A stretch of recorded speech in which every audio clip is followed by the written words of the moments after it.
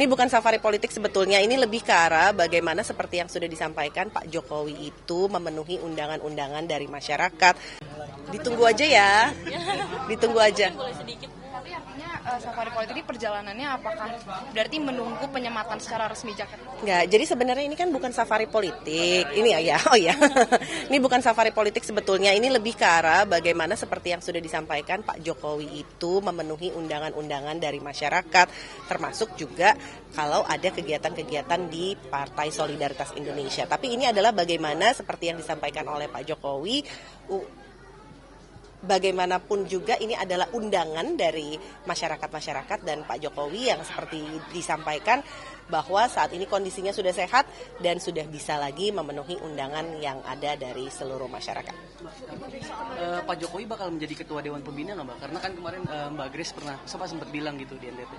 Gini, kalau misalnya nanti coba dilihat lagi kutipannya seperti apa, tapi yang jelas kita tunggu saja. Kira-kira kapan kalau untuk pengumumannya Mbak, karena kan udah mulai dibicarakan juga gitu, katanya udah tinggal tunggu siap nih katanya. Kita tunggu aja siapnya.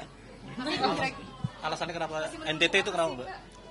NTT so ada dua tempat yang dalam waktu dekat Lampung dan NTT. Nah ini dan katanya kan akan menjadikan kandang gajah gitu. Ini seperti yang tadi saya sampaikan, Pak Jokowi sudah menyampaikan bahwa ini adalah bagian dari rencana Pak Jokowi untuk memenuhi undangan-undangan karena Pak Jokowi kondisinya sekarang sudah sehat. Sebentar lagi wartawannya mulai bosen karena saya jawabannya nggak ada yang bisa di-quote gitu kan. Timingnya apakah nanti akan penyematan jaket dulu baru perjalanan safari atau bagaimana? Kita tunggu saja, yang jelas seperti yang sudah disampaikan oleh Pak Jokowi akan memenuhi undangan-undangan karena kondisinya sekarang sudah lebih sehat. Undangan-undangan itu bisa dari masyarakat, bisa dari relawan maupun dari Partai Solidaritas Indonesia. Sedikit ini kan kemarin kan obrolan tentang Pak Jokowi ini kan akhirnya kan banyak juga nih yang menanggapi gitu, termasuk dari partai sebelah, dari PDIP. Ini mengatakan bahwa katanya dari ketua DPP itu mengatakan bahwa sekarang ini PSI juga sedang memulai untuk membujuk-bujuk kader gitu katanya. Ini bagaimana nih Mbak tanggapannya dari PSI? Kalau saat ini PSI tengah fokus untuk pembentukan struktur karena bagaimanapun juga seperti yang diketahui aturan dari yang ada adalah bagaimanapun kita harus bisa mengikuti verifikasi faktual, verifikasi administrasi dan verifikasi faktual. Saat ini yang difokuskan adalah itu. Data dari ICW sempat viral lagi di media sosial. Data itu menyebut parpol-parpol yang terafiliasi punya SPPG yayasan gitu. Kalau dari PSI sendiri di situ disebut ada 2 yayasan. Tanggapannya seperti apa? Apakah memang PSI memperbolehkan memiliki SPPG gitu bagi kader-kadernya atau terafiliasi gitu? Saya belum dengar tentang itu. Yang jelas saya sendiri sih nggak punya SPPG. Tapi dari PSI-nya mungkin secara keseluruhan terafiliasi. Saya belum dengar. Misalkan ada kader yang punya SPPG. Gini, yang paling penting adalah SPPG ini adalah upaya untuk memberikan makan bergizi gratis yang merupakan program prioritas dari Bapak Presiden. Tidak hanya kepada anak-anak sekolah, tapi juga kepada ibu hamil, ibu menyusui, dan balita non-PAUD. Kenapa?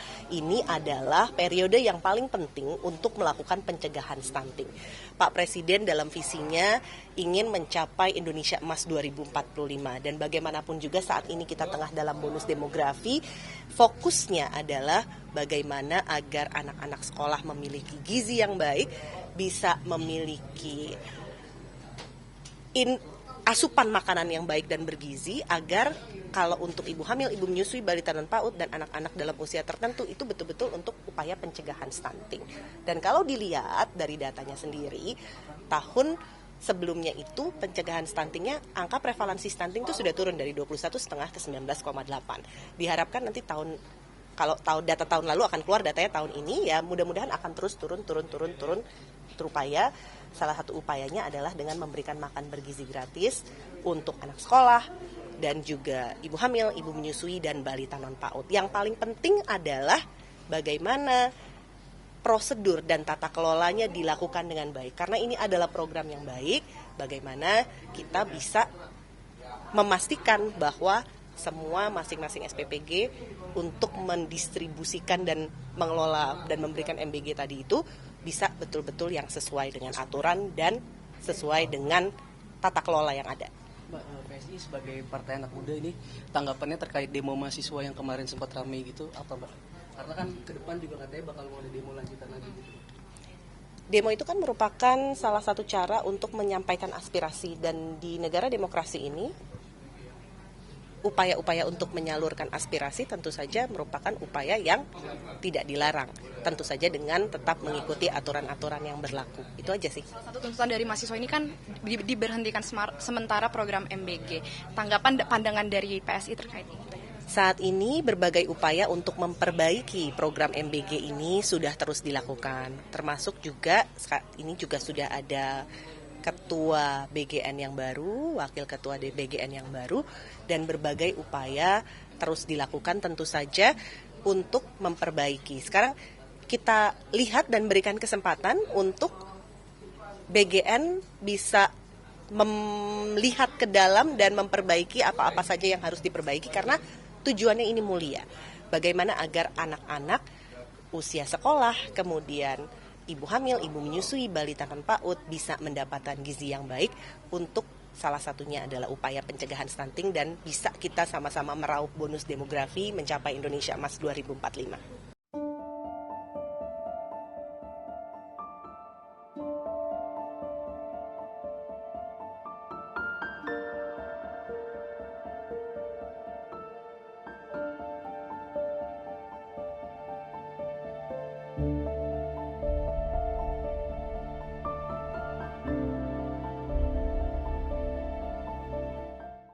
Kecepatan informasi dan akurasi data adalah komitmen kami.